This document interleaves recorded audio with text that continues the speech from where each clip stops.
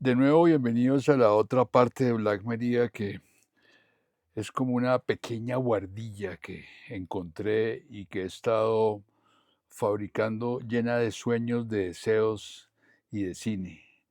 Ya con los años no necesito una guardilla grande, sino una guardilla para tener con quien hablar desde allí. Parezco a veces un ermitaño, o soy un ermitaño del cine, no un cinéfilo, sino un ermitaño del cine. No sé por qué digo que soy un ermitaño, pero soy ermitaño porque estoy redescubriendo y compartiendo cosas que tal vez en otro momento no hubiera podido compartir o a nadie le interesaban. Y me refiero a un gran amigo que leo muchas cosas, estuve con él en el Festival de Berlín, nos divertimos como niños pequeños y lo extraño notablemente. Se llama Luis Alberto Álvarez. Recuerdo que iba todos los lunes a comprar el diario El Colombiano que salía los domingos, donde escribía la página de cine. Me lo guardaban, arrancaba la página de cine y dejaba el resto del periódico, pero la inmortalidad me dejó tener este pequeño trabajo. Y aquí hay algo muy interesante. Este es un texto de la sección C del Colombiano del miércoles, se salió el miércoles, bueno, pero salió esa semana, miércoles 22 de septiembre de 1982. Y aquí Luis Alberto dice que ya en este trabajo, el señor Wim Wenders, que para mí es un personaje que se ha vuelto muy interesante, había ganado el Festival de Cannes con El estado de las cosas de 1981. Y antes de leer lo que dice Luis Alberto Álvarez, que es una traducción maravillosa, publicada en una publicación de Múnich, porque él hablaba perfectamente alemán, que hace ya varios años, en 1977, es una conversación entre Wim Wenders hablando con François Truffaut de cine. Son dos cinéfilos hablando de lo que ellos consideran que es su cine, lo que es para ellos es el cine. Es un texto que recoge Luis Alberto Álvarez en su magnífica página, en la cual cita que Wim Wenders acababa hacía un año de ganar, de ganar Cannes con El estado de las cosas. Y en un artículo viejo donde tiene una conversación con François Truffaut. Es muy interesante, volví a recuperar de mis catálogos viejos de colección del Goethe Institute que repartió, y me he encontrado con alguien que había de alguna forma citado cuando hablábamos de Francis Ford Coppola, cosa que no sabía y quiero compartir con ustedes. Uno de los actores del estado de las cosas de Wim Wenders del año 1981 es Roger Corman, que hace el papel de abogado, que en una película de Coppola, El Padrino 2, hace el papel de senador. Pero volvamos a lo que nos interesa. Esta charla entre Wim Wenders y Truffaut es como dos amigos perdidos en alguna parte del mundo donde nadie se ha dado cuenta ni quién es uno ni quién es el otro, y comienzan a hablar de algo que siempre me ha llamado la atención: encontrar una buena luna de miel bajo la luna, no con una chica ni un chico, sino con una chica cinéfila o alguien que sea cinéfilo, que se ha enamorado del cine, y por ende también se puede uno enamorar de una gran mujer que fue cinéfila. Pero bueno, empecemos. Está lleno de datos curiosos. Dice Truffaut: he llegado a la edad en la que el gusto no lo fija a uno. Veo siempre las mismas películas una y otra vez. Me refiero a Cara de Ingmar Bergman. La veo con mucha frecuencia. En París la dan 2, 3, 4 veces al año y yo voy a verla cada vez. Me divierto más volviendo a ver lo que yo ya conozco. Probablemente se trate de falta de curiosidad. Y el cine tiene la falta de curiosidad porque uno siempre encuentra datos y cosas. Y luego está en la televisión, en la que las nuevas películas se están exhibiendo tan rápidamente, uno se pone cómodo y dice, de todos modos, dentro de un año la dan por televisión.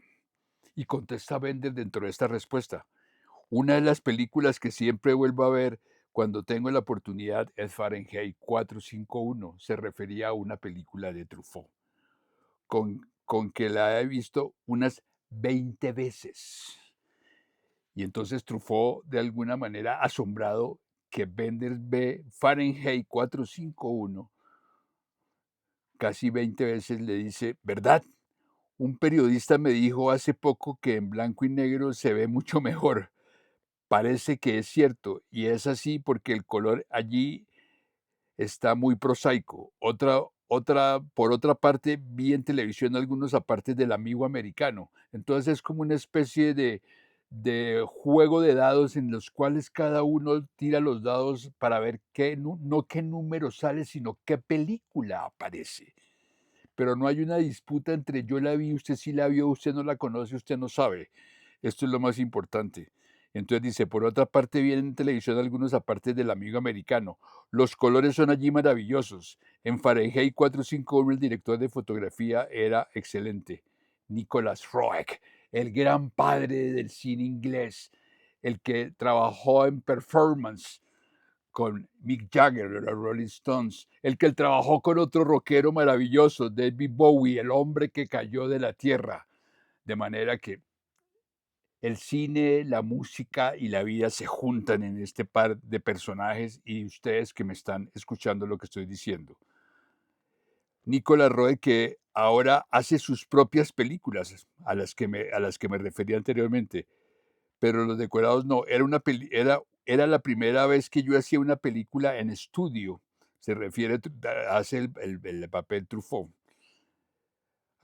Yo hacía una película en estudio, no estaba bajo control, los muebles, los decorados, siempre había una inseguridad entre lo que debería parecer normal y lo que debería verse anormal. Yo quería que lo único anormal fueran los libros y por lo tanto que el resto fuera normal, y eso era precisamente lo que con frecuencia me parecía carente de estilo, y no, estuvo todo bien. ¿Por qué se refería a los libros? Porque Fahrenheit 451 es la temperatura en que los libros se queman. Claro que aquí no utilizaron. Hay un dato interesante que mucha gente quemó libros durante la época de los nazis. Me acuerdo que había un señor que había sido, para hablar un poco de política, ¿por qué no? Que había sido procurador de la nación y le dio por quemar los libros, pero seguramente nunca había visto Fahrenheit 451. Tal vez ya se estarán riendo y saben de quién me refiero. Y Bender le contesta respecto a esto. Pero a pesar de todo, la película tiene una enorme emoción. Cada vez que los libros comienzan a quemarse, comienzo yo a llorar. ¿Será que todos los que han quemado libros han llorado para poder apagar el fuego? ¿O será un fuego fatuo como aquella película de Louis Malle? Y responde Truffaut que ese es un duelo de espadachines. Sí, cuando uno ama los libros puede prescindir de todo lo demás. Yo quería que los libros fueran filmados como animales, como seres humanos, de suyo como seres vivos. Y esto se logra entonces bien. Y vuelve y responde a Wenders, esta es una maravilla, esto debía enmarcarse y ponerse en todas las escuelas de cine para que la gente no solamente sepa de cine, sino de libros.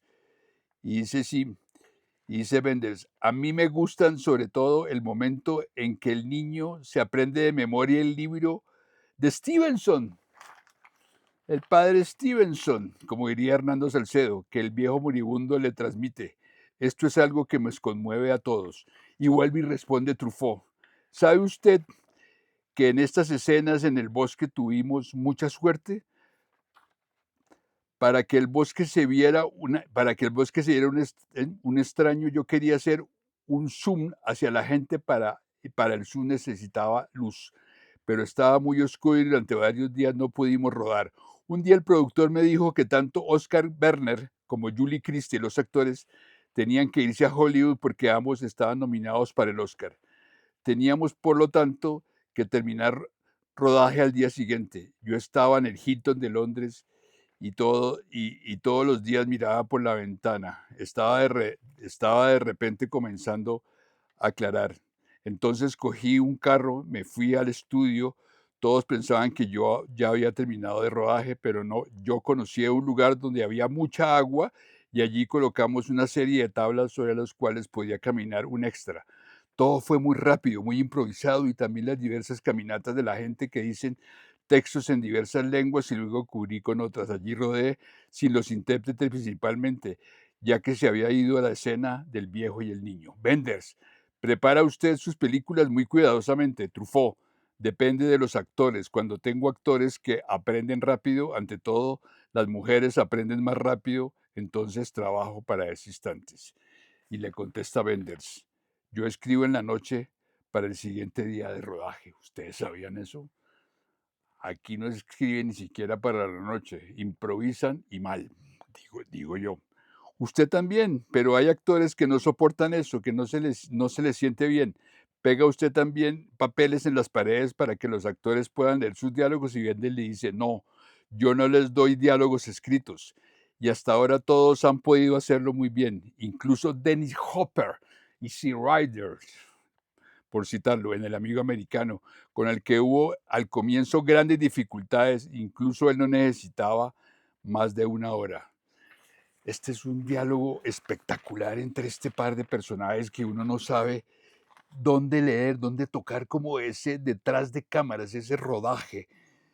Aquí hay una frase maravillosa de Wim Wenders, dice, en el transcurso del tiempo, su película, hago aclaración, yo procedí al contrario, teníamos un diario de viaje, incluso este no era muy preciso, no había ningún día en el que supiéramos dónde íbamos a estar en el siguiente, no había un guión y sobre todo no tenía idea de cómo iba a ser el final de la película, incluso la víspera del último día todavía no sabía cómo era el final. Y pensar que ahora los que improvisan dicen que hicieron guión, qué locura. Y viene Truffaut a contestar semejante frase. Muy valiente usted, señor Wenders. Yo sería incapaz. Una vez lo ensayé en la región de París con un cortometraje con la historia de una inundación. No tenía guión y partimos. Así, salió realmente mal. Abandoné el asunto. Entonces vino Godard. Vio el copión y le gustó y la montó y allí surgió una historia del agua, que es su primera película. Ahí está un descuido que se convirtió en un anatema en la historia del cine y en la obra de Godard, a partir de algo que está diciendo Truffaut. Y si seguimos hablando, aquí hay algo interesante, dice Truffaut. Por ejemplo, en Adela H., Isabel Adjani, que es una película fantástica, un comentario era necesario mientras que ella lee las cartas, que es una escena lindísima en la cual casi uno llora. Tenía algo de documentación que no es precisamente un comentario. Se oye el texto de la carta que ella está leyendo o escribiendo. En Jules y Jean, ella, Julio y Jaime, que a propósito me recuerda ese acto bellísimo de ella, Julio y Jaime, en el Cineclub de Colombia, en Cofenalco, en el centro de Bogotá, cuando entraba Hernando Salcedo llevando de la mano a su madre de casi 85 años, se sentaba ahí en la primera fila y le decía, estimados señores, ha llegado mi madre y contaré ella, Julio y Jaime, o Jules y Jean, porque se han robado el primer rollo del Cineclub de Colombia. Silencio. Y empezaba ese espectáculo cinematográfico con la luz prendida. La luz no se había apagado, el telón estaba cerrado. Y empezaba Hernando a contar plano a plano, ella, Julio y Jaime. Y decía, queridos amigos, hemos presentado el primer rollo, cambio de rollo, se apagaba la luz y ella, Julio y Jaime, resucitaba dentro de la oscuridad para todos los que estábamos en el Cineclub de Colombia en esa magnífica época que era inolvidable. Entonces decía, en ella, Julio y Jaime, dice Truffaut, el comentario era necesario y traía la anotación de Hernando. Yo comencé a pensar sobre el comentario en el cine cuando era crítico, porque las adaptaciones de novelas me ponían furioso. Paradójico, ¿no?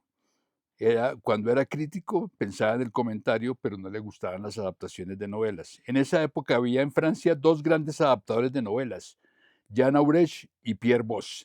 Ellos tomaban las novelas más hermosas de la literatura francesa, El diablo en el cuerpo, que hay una versión de Bellocchio, si no estoy mal, y creo que Badin hizo otra, La Sinfonía Pastoral de Guit, y tomaban maravillosas novelas y las convertían en piezas de teatro. Es decir, salían de una de esas novelas 35 escenas de diálogo, pero toda la prosa desaparecía.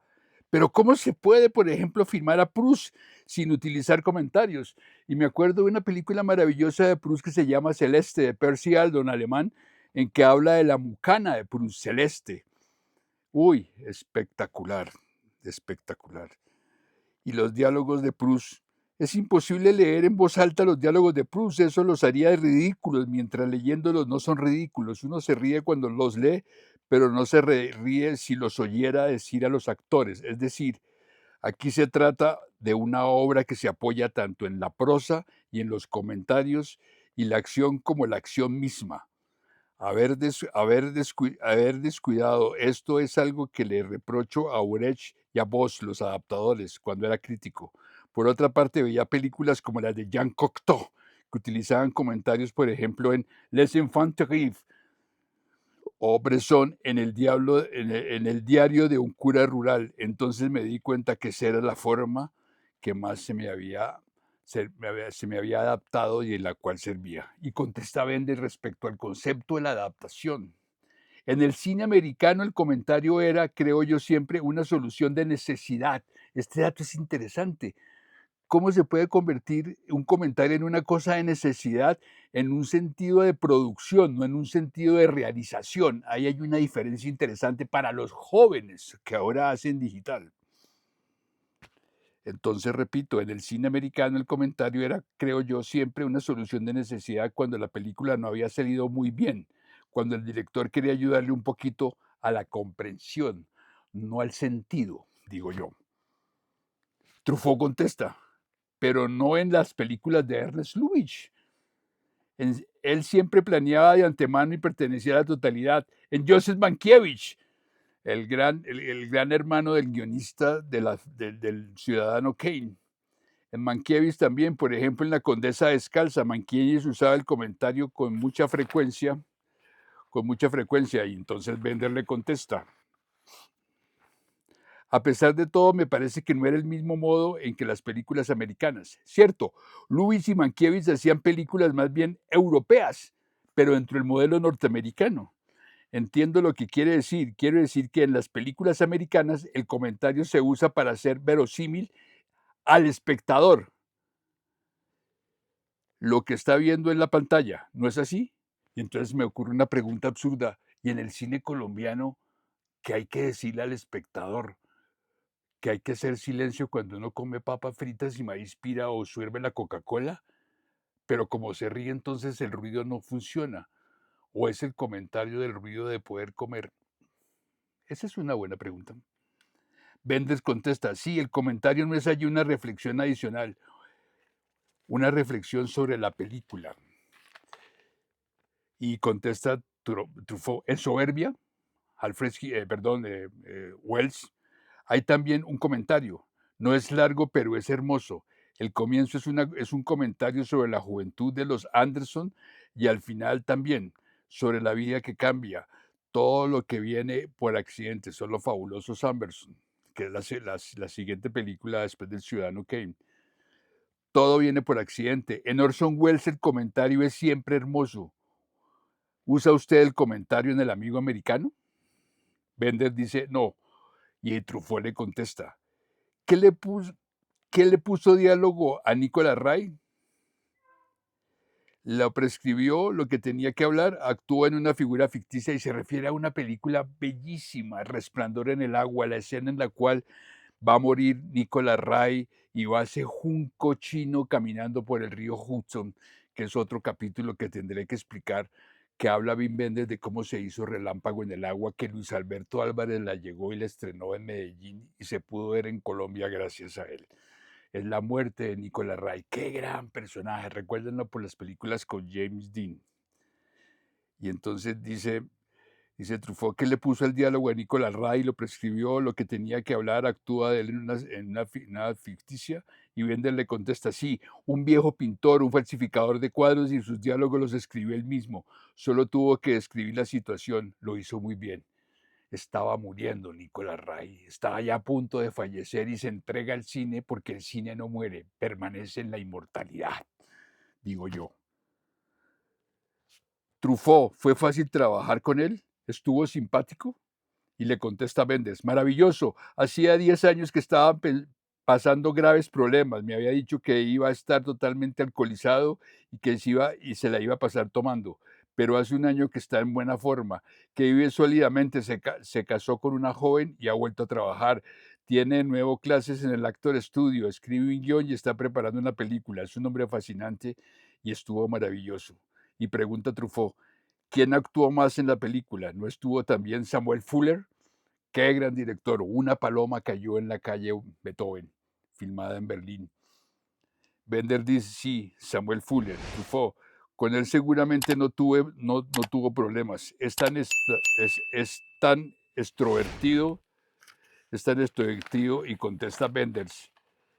Ningún problema. Llegó el señor Fuller en vuelo directo de Los Ángeles a Hamburgo con 9 horas de retraso. Llegó por la mañana, después rodamos hasta la medianoche, lo cual es una locura. Luego nos fuimos a cenar a las 2 de la madrugada, lo llevó a su hotel, entonces comenzó a contar historias hasta las 6 de la mañana, simplemente no paraba de hablar. Yo me dormí en su cama y él seguía contando cosas increíbles. Y Truffaut dice, y tiene 60 años. Parece imposible, pero era un gran director, Samuel Fuller. Gracias, Luis Alberto Álvarez, y gracias a ustedes. Amén.